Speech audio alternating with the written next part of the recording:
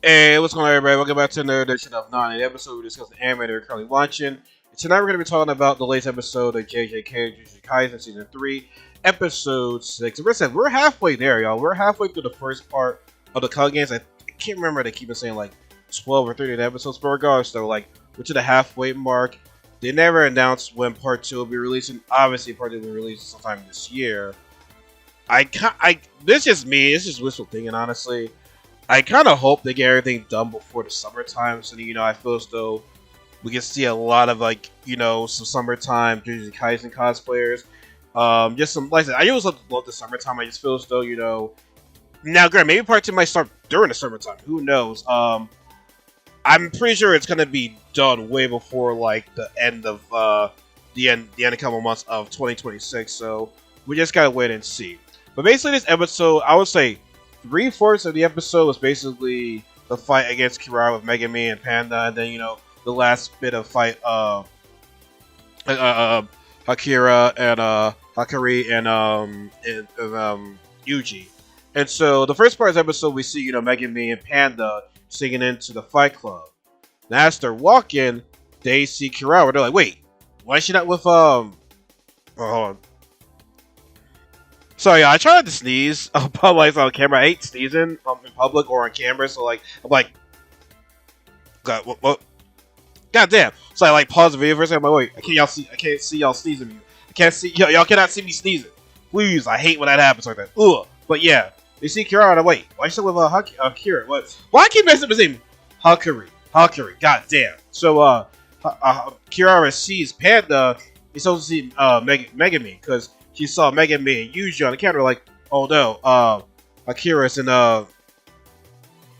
Hakari's in trouble right now. So, god damn it, yo. Hakari's in trouble. And so she was the one that called him on the cell phone. And that's when it's like, oh shit, they're like, you're from Jujutsu Kaisen, you're from Jujutsu Kaisen High. And so they're like trying to explain to her, that we're not with them, we need your help. And so basically the reason why they're not with them is higher ups or whatever, like they feel as though their policy goes beyond Jujutsu Kaisen sorcery or some shit like that. Like I seen a full depth story as to why they're not with the Jujutsu Kaisen school. Like I need more. Like I said, it's a conservative thing. Like, I don't even freaking know. Like they always knows, it didn't fit their policy. She's basically saying, oh, you lied to us. You want to hear, you want us to help y'all, but you're fighting us, or whatever. Like, why y'all need us? And Megan was like, oh, Gojo's been sealed. And the look on her face was like, you're joking, right? Because Gojo's one of the top soldiers of all time. So it's like, how can he be sealed? And the look that Megami gave her, like, she doesn't believe us. Oh man, we gotta try to convince her right there, and then tell her to let us let's talk in there or whatever, right? And so, like I said, most of this episode is basically them fighting Kirara. Now, when Megami sent his demon dogs at her, the demon dog referred back to him. He was like, yo, what the hell's going on right now? And so they start seeing these markings. They start seeing these star markings. And this is why I feel as though battle IQ is so important. And I feel as though in this new generation anime, not just this new generation, like you also saw an older generation, not as much, but this current generation of anime especially is like, we're just seeing a lot of battle IQs. Like I feel as though when Megami was able to find out, what Kirara's technique was, it was basically of the Southern Cross. And Kirara's like, oh shit, he knows. Now remember when Panda was played earlier, I was like getting pushed back, to the door, like something was happening, right? So Kirara's curse technique is basically, she can place things on a star. She can place their star, and anything that has cursed energy. It can be a person, it can be an object. As long as it has cursed energy, she places all these 5 stars. Now, all these 5 stars go in a specific order. So I can't remember the names of it, but it's 1, 2, 3, 4, 5. So basically, in her technique is like, in order to go to a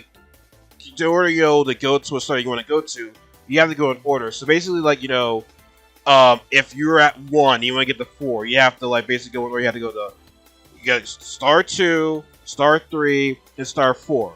So you have to go in order. Now, at first I was like, what is going on? I'm a little bit confused. Then, they explain a technique at, like, towards the end of the episode. And then, I went on Twitter, not Twitter, I went on Reddit, and I also went on some other people's Instagram posts, and they're like, okay, this is how her powers work. So, yeah. So, basically, like I said, for Kirara's powers, that, you have to, like, go in order. It's like a baseball field, like people say. Like, it's like a baseball field. You have to go in order. You have to go from 1, 2, 3, 4, 5. However, if you were to break that rule, anything that has your same star mark is repelled back to you. That's why when Megami was sending a demon dog at her, the demon dog was sent back to him because it repelled him. Now, like I said, shout out to Megami for actually, figuring this shit out. And, I don't know if Megami had many JJK moments. I don't know. We had to look back and see, but like I feel as though this was a huge moment for him because I feel as though him able to figure that shit out. That is good. That's why I always feel as though like battle IQ is very important in fights. Yeah, the strongest one sometimes wins, but it's like if you don't know how like people's moves work, how to interact and everything like that, you might not win as well. So I feel as though Megami finding out how her curse technique works. Where you just fight in and be like, oh, I'm just showing from in there. I thought that was very, very good. And I just feel as though JJK has a lot of complicated, moves, right?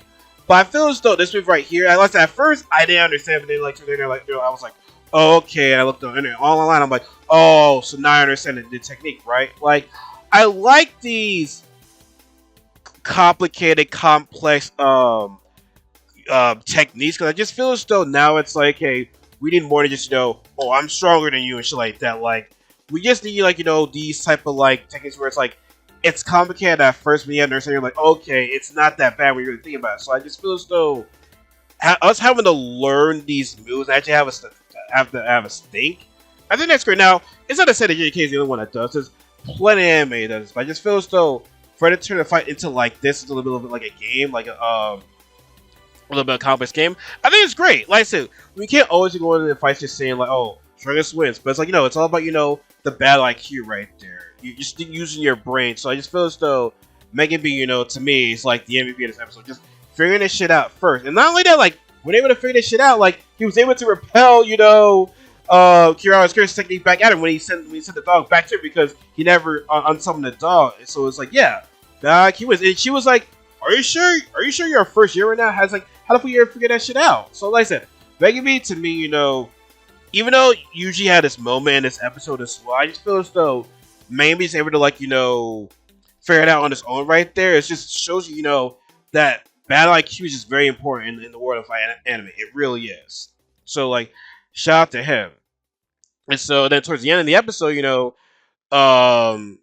Akira is still fighting, it's still fighting. Hakari thought was there. Hakari's still fighting Yuji. And Yuji's like, yo, this is not Shibuya. I'm trying to get this guy on our team. So I'm not going to be fighting you. I'm just going to stay and take these punches as much as I can until you work with us. It's like, what's your passion? It's like, I'm not passionate. I'm a cog. And he just keeps on going and going until I eliminate all these curses. I'm like, dang, Yuji? Okay, I see right there. Listen, I ain't got a pass. I just keep on going. I'm a cog. I don't stop. I just keep on going and going and going and going and going. It's like, show me the passion. I'm a cog, bro. I ain't got no passion. I'm just a cog. I'm just used. Basically, I'm just used by these hires, so I can't be used anymore. But I said, end of the day, right there, man. I say, my passion is that I'm a cog. Like I said, I'm gonna keep on going until you say yes to us. I'm not going to fight you. We need you on our team right there. And I just feel as though that's good because it's like, what is the fight going to be doing? It's like, what's the fight going to happen? It's like, no, it's not going to lead to anything right there. So, Hakari does, join. But as soon as he joins, we see, one of those little, I don't know what it is. It's one of these for calling games. And we're already like in the calling games already because now a neural has been used, and it's to see, a player's information. And this is used by a newcomer named Hajime Kashimo. And from what I've seen online, listen, I'm not a manga reader, so please don't come at me right now. Pause. a lot of people are excited for this character. All the key notes I saw from this guy was like, oh, either 300 or 400 years ago, this was better. And then he asked for Sukuna. So, no, obviously, this guy has a pack of Sukuna right now. So, I'm excited to see what it is. Listen, this guy seems like he's legit. Like, not legit, but I feel like, like, he ain't the one to be fucking around right now. So, like I said, you guys had this episode goes. But like I said before, I like the fact that, yeah, like, this moveset was a bit complicated at first, but then when I explain it, like towards the end, I'm like, okay, I get a little bit. Let me check to see online what they also say too, and then online Reddit was like, oh, okay, and then I said Instagram kind of girls. I'm like, oh, okay, that's okay, now I get that now. So I mean, yeah, I said I feel as though it's nice to have like these complicated moves, and it's not, even though it's not complicated, it's nice to have like we're getting away from like the power upgrades right there. You know what I'm saying? Like we're getting into like the real thinking of how like some of these curses work, right? And like I said, you need to have bad IQ, man. Like I said, when it comes to sports, right? There's football. You might think, okay, just catch the ball, or you're on defense. Stop the ball. It's like no, you have to like it's like there's football IQ, there's basketball IQ, there's hockey IQ. Like every sports, right, has a form of IQ to them, right? It's not just your athletic ability. You have to like know what the play is, what's gonna happen when it's played, right? You have to like use your IQ. Whereas in the fights like JJK Kaisen, you gotta use like your IQ as well. So like I said, shout out to Megami for figuring out how Kirara was cursing the work. And it's like, dang, bro, like you're afraid to shout out like less than 20 minutes, less than the episode right there. And Kirara was like, how does this motherfucker know I know about my move? He's young. He ain't no first year.